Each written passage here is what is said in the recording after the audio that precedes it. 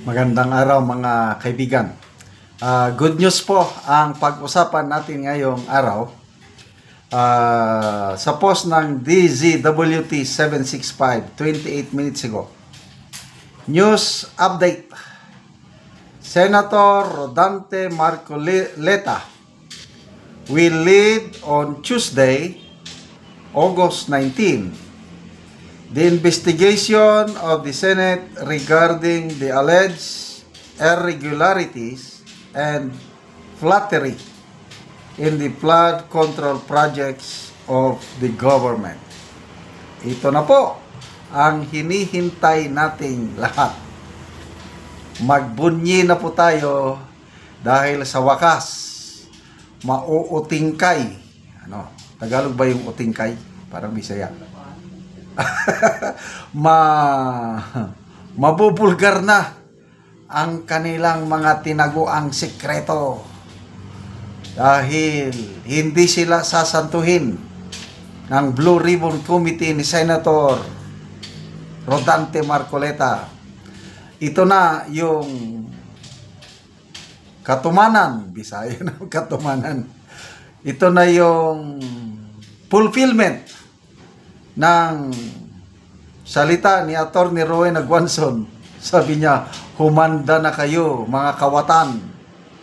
Kapag nakuha ni Senator Marcoleta ang Blue Ribbon Committee, patay kayong lahat mga kawatan sa gobyerno. Ilang araw na lang ito na ang bloodbath. Wala mang bloodbath sa wala mang bloodbath sa impeachment dahil na-archive na. Bloodbath ngayon dito sa investigasyon ng Blue Ribbon dahil patatawag ka. Ay nako, ang sarap manood sa mga investigasyon pag nandyan si Senator Rodante Marcoleta. Talagang hindi ka talaga makakalusot. Ang galing niyang ng mga question. So, sa mga may itinatago dyan, ihanda nyo na. Excuse me. Ang inyong mga dokumentos, ay nako, mabubulgar talaga yung mga top 15 contractors na pinangalanan ng Pangulong Marcos, sigurado patatawag lahat yan. At palaging sinasabi ng Pangulo, in fairness sa Pangulong Marcos Jr., nagiging masipag na siya ngayon sa pagbisita ng mga palpak na flood control projects. Sunod-sunod na. At in fairness, parang epektibo yung nilagay nilang app na isumbong sa Pangulo. Ang dami nang nagsusumbong. Kaya pinupuntahan ng Pangulo na papatunayan ng Pangulo ang talagang palpak na flood control projects. Ngayong araw lang na ito sa Bulacan, yung isang diki na ang kapal ng simento dapat, kung mga ganyan ba, yung diki, kasi flood control Ganyan lang daw kakapal, na ang simento natitibag. Malabnaw daw ang timplada ng simento. Tapos, sa ilalim, yung parang pundasyon ng diki, may mga divers na inutusan ng Pangulo para mag-dive, para tingnan. Nako, talagang substandard. Substandard. At sinasabi niya palagi na pananagutin ang mga contractors, pagpapaliwanagin, ganun lang sinasabi ng Pangulo. May kakulangan. Although masipag nga ang Pangulo, gusto niyang utingkayin ang mga kalukuhan sa flood control. Kaya lang, puros lang mga kontraktor ang kanyang sinisisi. Parang hindi alam ng Pangulo yung hocus-pocus. Yung ini-reveal, mga pasabog ni Mayor Magalong at ni Senator Lacson, dapat ang Pangulo doon na siya na sa anatomy of corruption na sinasabi ni Mayor Magalong, 40% napupunta sa lawmaker. 15% napupunta lang sa kontratista. So, maliit lang yung share ng kontratista. malaki yung lawmaker. So, ang actual pondo na pupunta sa project, 30%. Kaya, ganun ang resulta. Sobrang substandard ang mga proyekto. At ang dapat managot, hindi lang yung contractor, kung hindi yung lawmaker na kasabwat nila. Yan na po ang glaring na katotohanan. At magpasalamat tayo dito sa dalawang taong ito, Senator Panfilo Lacson at Mayor Benji Magalong. And of course, ito na ngayon si Senator Marcoleta dahil sisimulan niya na ang investigasyon. Okay, ito namang kamera, uy, sumisingit din. Gusto ring pumapil. Although wala pang pitsa ang kanilang investigasyon, mabuti at inunahan na sila ni Senator Marcoleta. August 19, Martes. Kasi baka mamaya, mauna ang kamera ko tapos, alam nyo na, I'm sorry hindi naman nila lahat, mga kongresista, may mga matitino, kailang mahirap na kasama nila, kaya nga tinawag na contractors kontratista at the same time, kongresista pa. O tapos sila rin mag-imbestiga, kapwa nila. So, wala akong tiwala sa gagawing investigasyon ng Kamara.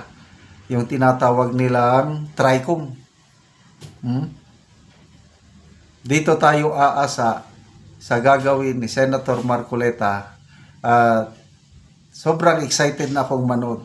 Talagang makakalkal ang baho nila at dito, hopefully kasi at the end of this investigation, magre-recommend ang Blue Ribbon Committee.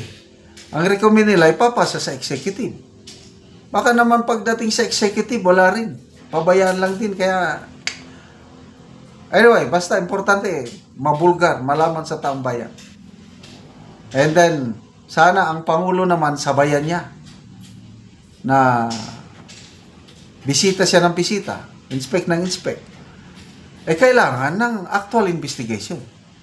So, sino ngayon ang mag-investigate sa panig ng Pangulo? Independent body? Sana nga. Kailangan ngayon, wala pa So, anyway, good start to na August. Anong August ito? August 19. Manood po tayo. At ang mga kawatan, manginginig na. At hindi na makakatulog ng mahimbing. At good luck. More power to you, Senator Rodante Marcoleta.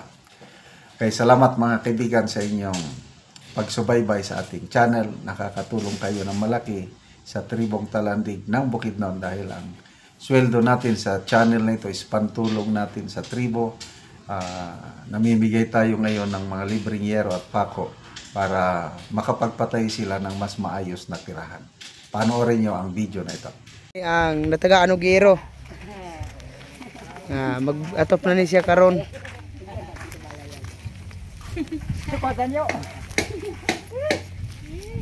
O mo na ni ang ipatindog nga balay, so yan na ni atopan karon.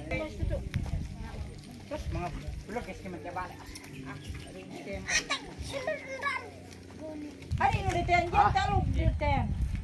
Hari. Kawalin. Yen unen ubara sa sampaw.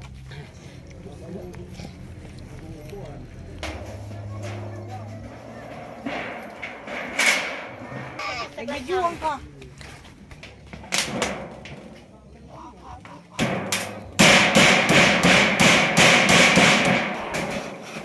Lagi pa na tayo.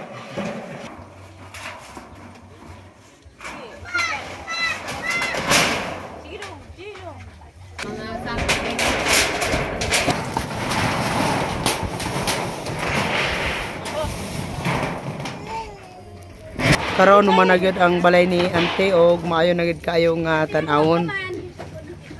Nindot na gyud siya nga tan-awon ang iyang atop. Salamat sa Ginoo, nakabalay na ko. Oo. Salamat sa tabang sa sin, nakabalay na ko. Oo. Kuan pila day kabuki mo nga anak Ante? Upat. Sakto daw. Opat. So Bunggali na siboy. bago pa mo nakagtukod og balay Ante. So dugay na kayo bago pa mo nakabalay. Pila na di ante ka ang imong edad? Ang imong edad ante pila na? 48. 48 ka na. Ang imong bana? Pariyara mi. Pariyara mo. O so nakigpuyo lang ni si ante sa iyang anak. So karon pa sila nakabalay. Salamat kay ante.